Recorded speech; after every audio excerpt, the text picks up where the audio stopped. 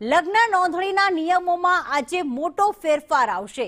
આજે વિધાનસભામાં જે લગ્ન નોંધણીના નિયમો છે તે અંગે મહત્વની જાહેરાત કરવામાં આવશે અને આ જાહેરાત કરશે નાયબ મુખ્યમંત્રી હર્ષ સંઘવી।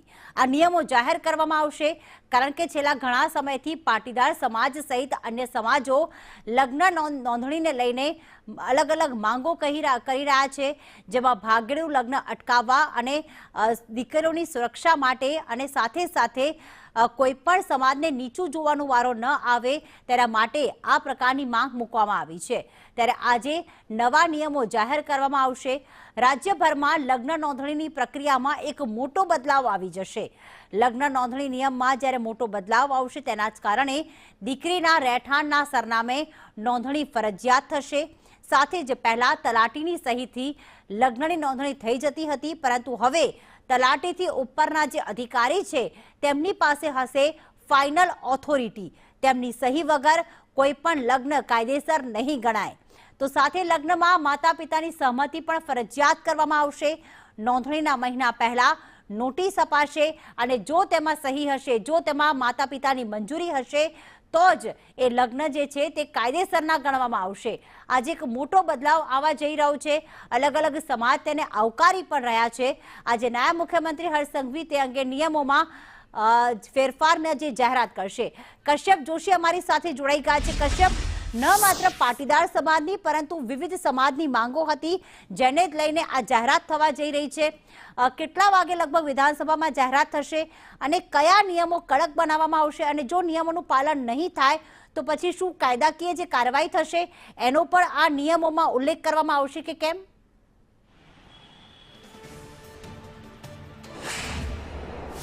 બિલકુલ, આજે વિધાનસભા સત્રની બેઠક જે છે તેની શરૂઆત થઈ ગઈ છે અને પહેલો 1 કલાક પ્રશ્નોત્તરી કાળ પૂર્ણ થશે ને 10 વાગ્યા ની આસપાસ નાયબ મુખ્યમંત્રી હર્ષ સંઘવી છે તેના દ્વારા આ લગ્ન નોંધણી નિયમ છે તેમાં સરકાર દ્વારા જે ફેરફાર કરવામાં આવ્યા છે તેની જાહેરાત તેમના દ્વારા કરવામાં આવશે।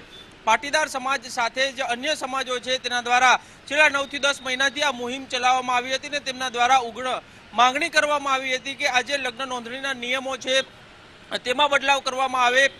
ભાગેડુ જે લગ્નના નિયમો છે તેમાં બદલાવ કરવામાં આવે, કારણ કે ઘણા કિસ્સામાં એ વાત સામે આવતી હતી કે છેતરપિંડી કરી અને લગ્ન જે છે તે કરાવવામાં આવે છે જમીન જાયદાદ માટે થઈ અને ઘણા કિસ્સામાં લગ્ન કરવામાં આવ્યા હોવાની બાબત છે તે ધ્યાનમાં આવી હતી અને આ સમગ્ર બાબતથી લઈ અને જ્યાં સુધી લગ્નની નોંધણી ના થઈ જાય ત્યાં સુધી માતા પિતા છે તે સમગ્ર બાબતથી અજાણ રહેતા હતા। તેને લઈ અને આ માંગણી છે તે કરવામાં આવી હતી અને આજના આ નિયમોની જો વાત કરીએ તો તેમાં કેટલાક મહત્વના નિયમો છે તેમાં ફેરફાર થઈ શકે છે।